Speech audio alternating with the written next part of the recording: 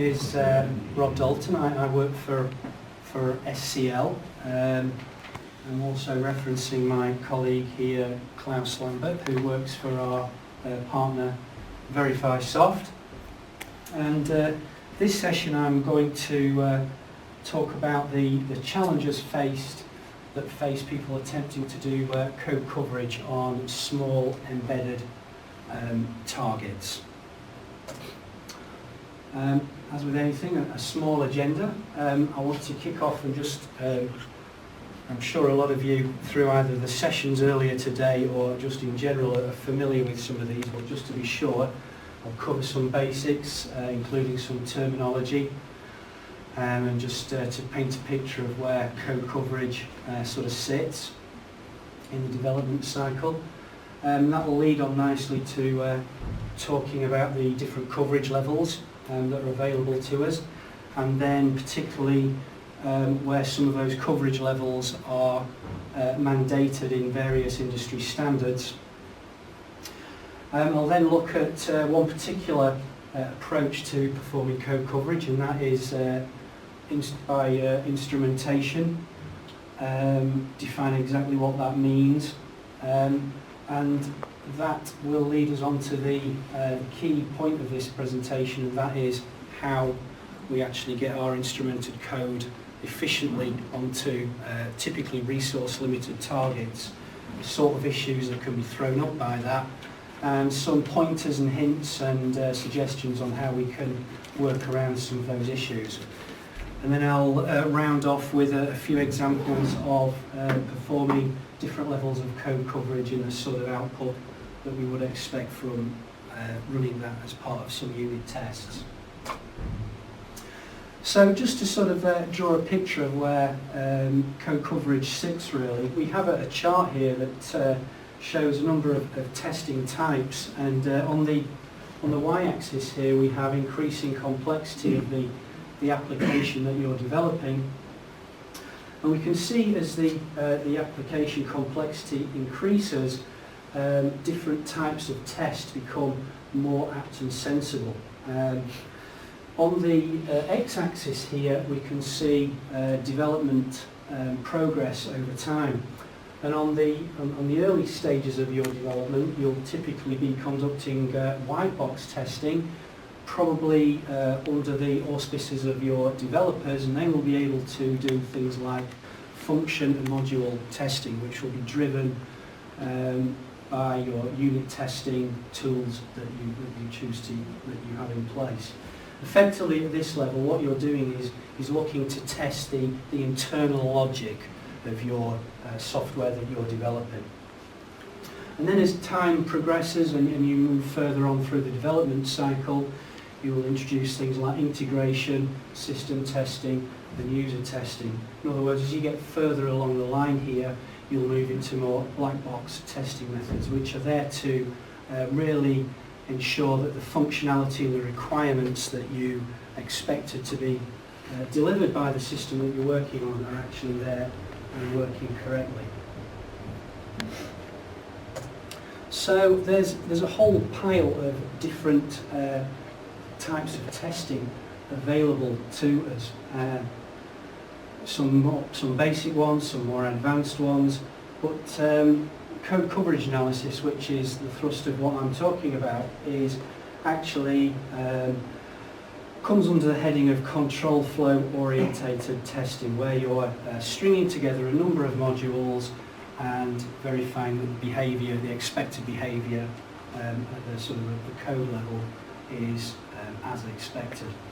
And as we'll show in a moment, these types of code coverage testing tests are actually mandated by a whole suite of different industry standards, which we'll see in a moment. Before we can talk about the different types of coverage testing levels that are available, we just need to understand a few other bits of terminology here. This is a C example. Obviously you can do coverage analysis in other languages as well, but I'm sure you're all familiar enough with C. Obviously an example of a function here would be count z num. nice and easy and straightforward. An example of a statement would be this line here. We tend to interchange terms here. It could be lines or nodes when we're talking about statements. Typically, a statement is anything which is, certainly in C and C++, anything which is semicolon terminated.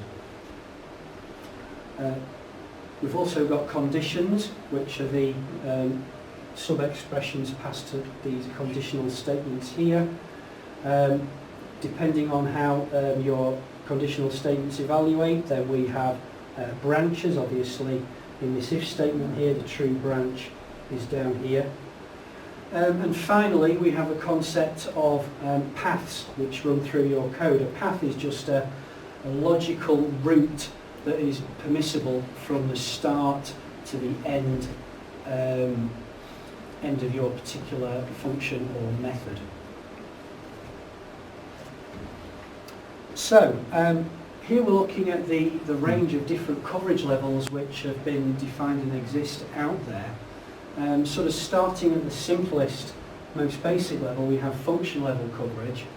You've got 100% function level coverage in your code base if you call all of the functions in that code base at least once. Fairly non-granular or not a very detailed level of coverage testing, but it does serve the purpose at least of allowing you to know what the return values are of your called functions. Moving on, we've got statement level coverage, and this is all about making sure that you've called all the lines of code in your functions. You will have 100% statement coverage if you have executed all the lines in your functions at least once. Branch level coverage is all about making sure that the various branches, the true or false branches or the case statements, for example, again in C, have all been exercised at least once.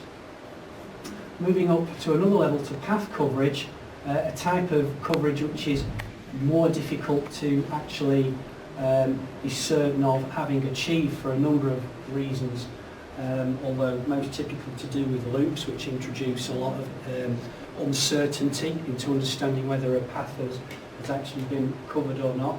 And indeed, this is why path level coverage is broken down into a number of sub-test types. And for each of these particular tests, there are assumptions which are built in to the definition of the test to allow for the complexity introduced in things like loops. And on the far right, we have condition level testing, and it is concerned with making sure that all of the expressions that you pass to your conditional statements, and indeed potentially the sub-expressions or the sub-conditions I should say, are all tested according to some logically defined prescribed manner.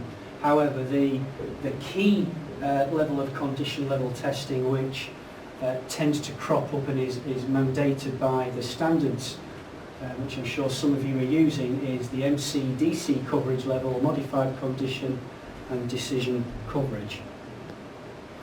So out of all of those tests which we've just, or those coverage levels which we've just defined there, in terms of the safety standards that you will be using in the automotive industry, for example, it tends to be these 5 which get referenced in some combination time and time again.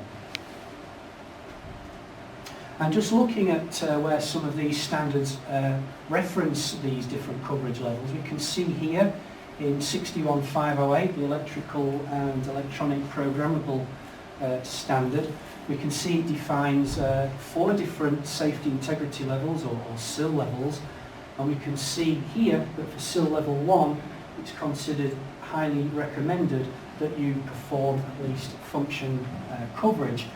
However, on the far end, SIL level 4, the highest level, it's highly recommended that you perform all 4 of these particular different types of coverage testing.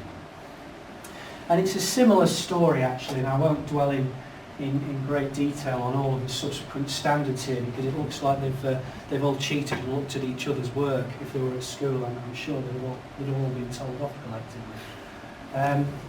But again, we can see for the automotive standards, we've just called them ASIL levels instead of SIL levels. But a similar story, you have either highly recommended or recommended different coverage levels which you must adopt to meet a particular ASIL level. Again, DO178, similar story, different impact levels, and at the highest level, again, you must make sure that you do your statement, your branch and your MCDC coverage on a certain percentage of the system. The only one that introduces a slight new angle into all this is the railway industry's standard, and it has a desire for, at its high level standards or levels, for you to engage and do some path level coverage testing. And finally, the medical system standard doesn't have a pretty table, but it does at least comment on the fact that it would be desirable for you to undertake some level of code coverage qualification. So we've established that these things are quite important and sought after. Okay, so moving on, how do we go about performing code coverage on the target? Well, there's several ways that you may go about doing that. You could run your program where possible through an interpreter and let the interpreter capture some metric data for you and post-process and analyse that. Another method would be by sampling, by interrupting your program and collecting data that way. But the way I'm going to talk about now is through the instrumentation method. And basically what that involves is adding counters through instrumentation to your code base, along with some suitable code at relevant points within your code base, bearing in mind particular level of code coverage that you are instrumenting for. Having done that, at execution time, once you've built the executable and put it onto the target, every time different portions of your code base are hit, associated counters are incremented. These counter variables are persisted, hopefully, if possible, stored into a file, although that's not always possible, as we'll see. And then eventually we will take that file or the data, the coverage data, if it had to be maintained in memory, we'll get hold of that data and we'll post-process it to produce the coverage reports. So how would you go about performing instrumentation? Well, here's a recognisable process by which you'll convert your source files into executables and get them onto your embedded hardware. Source files pre-processed into pre-processed files, ran through your compiler, produce objects, linked into executables. You'll put the executable then on your test target hardware, where you will then execute your various tests, resulting in a set of results. And the executables that you build will obviously on the end target have a particular demand in terms of amount of RAM and ROM. The tool chain or the sequence slightly changes in the scenario of wanting to do instrumentation. So we'll still pre-process the files as normal, but there'll be an additional instrumentation phase, and it will, if it's behaving well, will probably take a copy of your source files rather than work on your original files, and the instrumentation will be added to those copies. They will then be what becomes compiled and linked to produce the executable and then ultimately the tests. At the instrumentation phase, we will expect to generate something like a symbol file with all symbol data, that's useful for a later stage. The tests themselves, when they are executed, they will produce all the coverage data in a DAT file. You will then feed both of those two important files into the report generation tool, resulting in the coverage reports. However, the consequence of the instrumentation overhead, as you can see from the larger graphic, is a larger RAM and ROM demand, as denoted by the sort of purpley colours, certainly from the angle that I'm standing at anyway.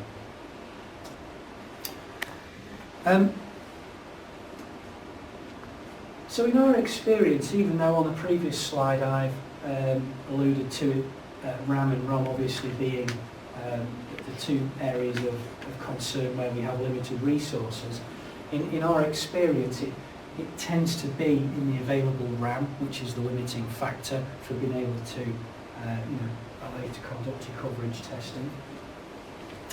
There's other problems that we have to face as well. There tends to be no file system on the embedded devices. These are stripped down just for the bare necessities. And indeed you tend to have a limited set of interfaces by which you could even try and communicate with the target device to extract all this data once we require it. Before we look at how we might address some of these issues, it's probably seriously worth pointing out that if you know you've got to do coverage testing, if it's you're following your spec and it says you will do this and this and this, it's probably not a bad idea bearing the demands of coverage testing in mind when you actually design your hardware, and don't just design it only with the requirements of your application in mind, but try to add a little bit extra in to allow for the needs of the coverage overhead. It might be a slightly more expensive device, but it may reap dividends when you end up being able to do more thorough coverage testing, and therefore better quality software goes out the door. However, we live in the real world, and that's probably not going to happen very often. So what are our options? How can we try and live within our means? Well, obviously, if you just went and instrumented the whole code base all at once, then you'd have the most. That would be the largest amount of additional RAM and potentially ROM, depending on what the unit tests are that you execute, that you'd ever need.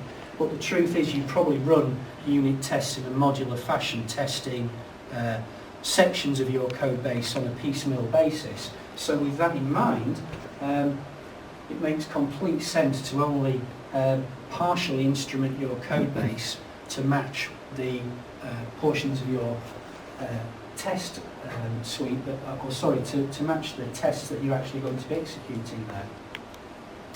And obviously this is going to result in a much lower footprint on both RAM and ROM.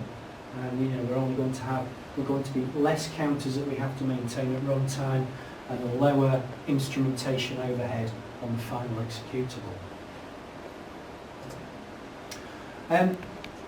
Some other things that you can do. And I guess it's fair to point out that some of these things will be hopefully done for you or offered to you as features by the tooling, rather than you having to dirtily get your hands dirty to achieve some of these things. But the first thing that we could obviously consider is reducing the amount of memory taken up by all of these counters. Depending on the type of coverage level that you want to perform your tests against, and depending on how many branches and so on, or conditions that exist in your conditional statements, you can really see the number of variables zoom up that need to maintain all of the data, all of these hit sites. So even though it might just seem like an integer, you can quickly mushroom the amount of integers or counters necessary to keep track of all of the different things that are going on. So reducing the type of these counters, as the slide says, that's going to save you something, but the obvious hit is that you'll more quickly potentially overflow these particular counters. However, taking this idea to its logical extreme conclusion, You could, instead of variables, maintaining counts of how often different portions of your code are hit. You could just maintain your coverage data in bits, which is obviously only going to record an on-off status or a did execute it, didn't execute it type level of information. But that could well be enough to satisfy your testing needs. What you'll lose with this particular method is the frequency data of how often that particular activity or that point in your code was hit. But you know, maybe that's a small price to pay if you've got not many other choices available to you. Another obvious thing to bear in mind is make sure you instrument your code, as well as perhaps the partial instrumentation which we talked about earlier. Make sure you only turn on the required level of instrumentation. Typically, each step up in the coverage level family will enable both that particular type of coverage and the prior simpler coverage levels. But certainly, if all you want to do is enable branch coverage testing, then there's little point in instrumenting your code for condition testing, because it's just a waste of your resource. There's no value there. And then finally, use what the hardware support that's available to you in terms of the optimizations provided by your compiler for your particular target hardware. That can save you, a decent percentage of your RAM space, ROM space.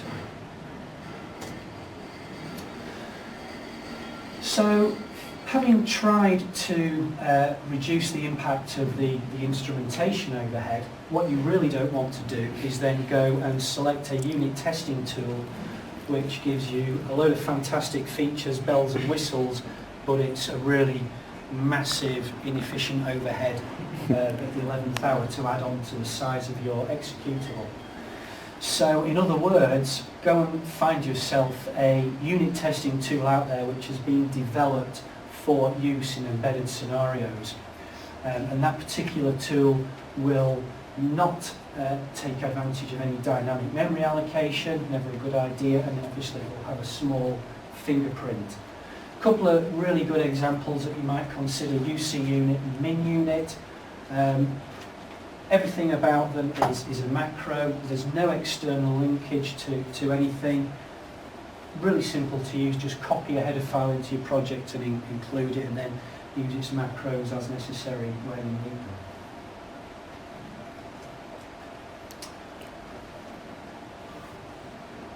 Okay, I want to move on now and just look at a few different coverage levels and the results of tests therein. All of them work on this example function here, this C function goo. Fairly straightforward function, but it has enough about it to allow us to see different coverage levels in action.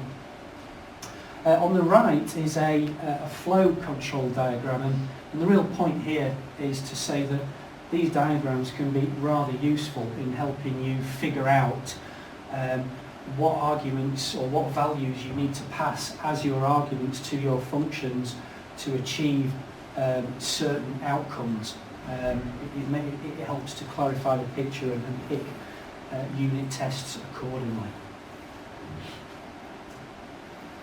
So I'll first off look at function coverage test, and it's going to assert that that particular call with those particular arguments ends up returning the value 1.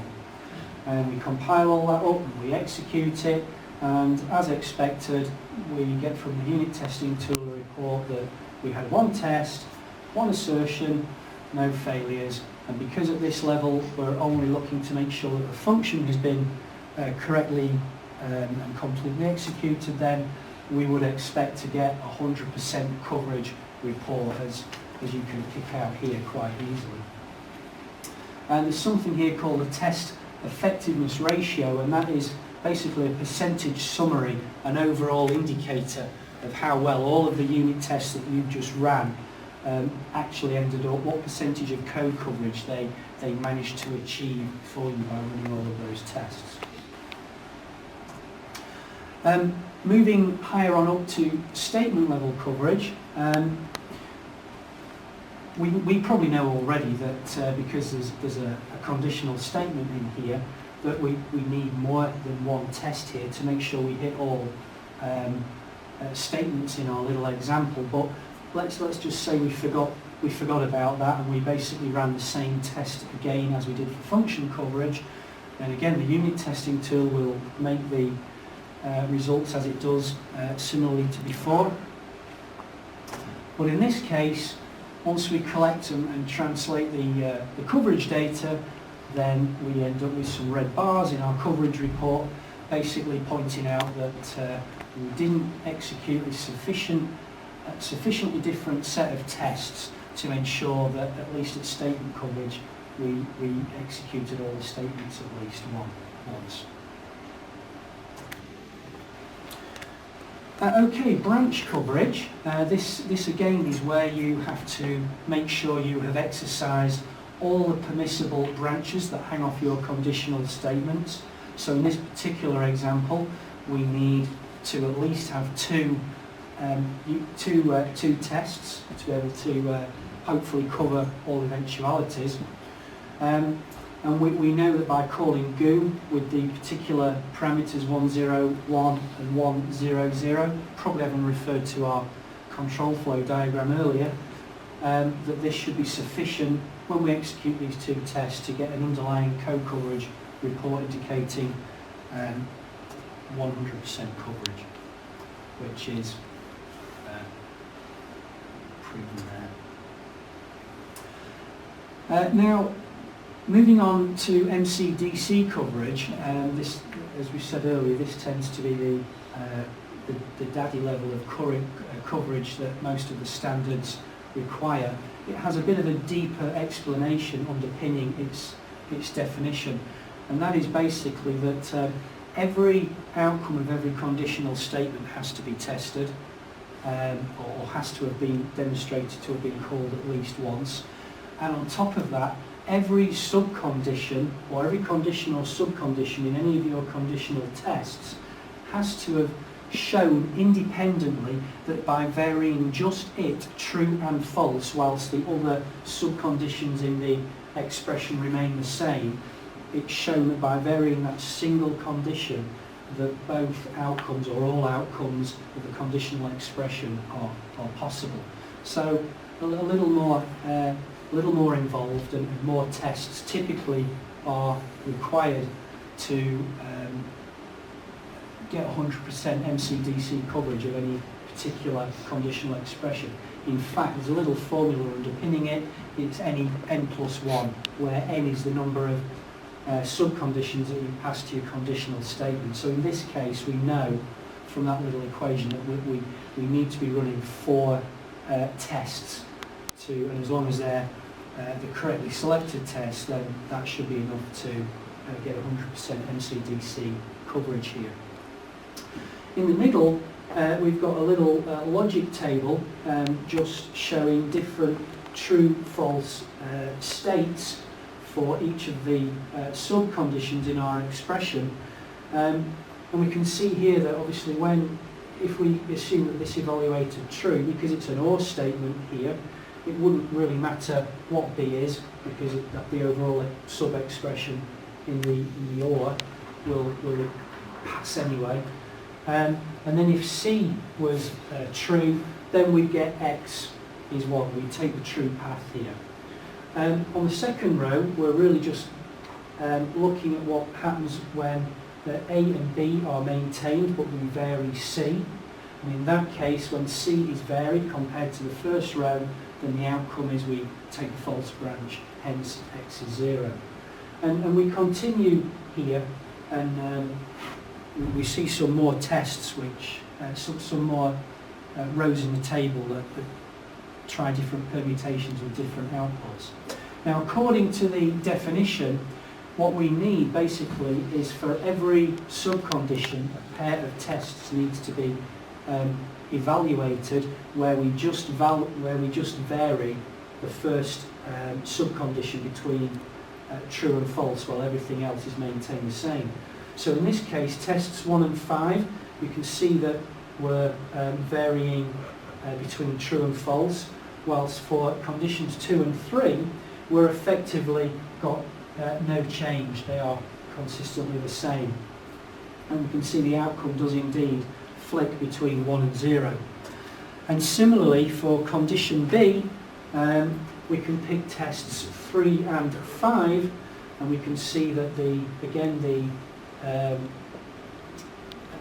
states for subcondition 1 and 3 are held solid, while we vary B or condition 2 between true and false, and again we see we've got a varying end result of 1 and 0. And then finally, another pair of tests necessary to properly test condition 3 are provided by rows 3 and 4. So we've got there 1, 2, 3, 4 tests, and those 4 tests, we don't need test 2, but those 4 tests, if we utilise those, they will give us 100% MCDC coverage. However, just to show what can happen if you're not thorough, you didn't pick up all of the combinations, human error, whatever, we'll only execute 3 of those tests here. Put it into our test bench, compile it. Unit testing tool, as ever, just reports everything's fine and dandy. However, we can see when we look at the underlying coverage report, because we needed to have those 4 tests, but we only had 3, we're already expecting to have a lower test effectiveness ratio, which we have here, 86%. And if we zoom in the detail of the report, we can see what we're being told here. Well, we had 3 tests, and indeed there are the 3 tests. We had 2 false evaluations and 1 true evaluation of our if statement. Which combination of logic was tried, because there's 5 combinations been shown here. Well, the first combination of true, doesn't matter, and true was utilised once. The second combination was utilised, 3 and 4 weren't, and 5 was.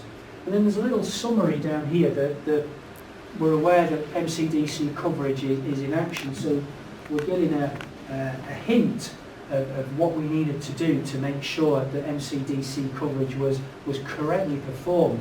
And it's telling us that of these 5 tests here, we could have, for properly testing condition 1, chose test 1 and 5.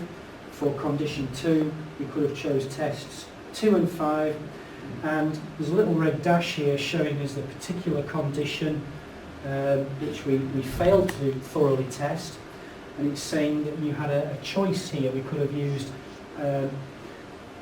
tests 1 and 3 or 2 and 4, and either of those, if we'd have added them to our test harness, would have given us our full 100% code coverage. And indeed, if we were to stick those 2 tests in there that was listed on the prior slide, rebuilt everything, reran the tests, then we will end up with a nice clean 100% coverage report. Almost there. It's always nice to have an idea of how much overhead instrumentation can add. Continuing with our GOO function, and if it was compiled with the SDCC compiler on a Z80, targeted for a Z80 chip, we can see that without instrumentation it takes 60 bytes. Whereas if you had instrumented for function coverage, then we would have grown slightly to 67 bytes, but you can see how there is some considerable growth when you introduce branch and condition coverage.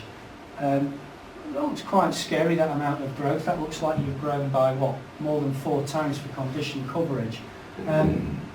It's never quite that bad in the final executable, because not all of your functions in your code base are going to have so many different conditional statements with potentially lots and lots of subconditions that need to be tested. And in truth, the general growth in code size that we would expect to see is approximately 30% growth to be able to do condition level instrumentation. In terms of the additional RAM that you're going to see, where all of your counters were maintained as integers, then on a per function basis there will be one integer.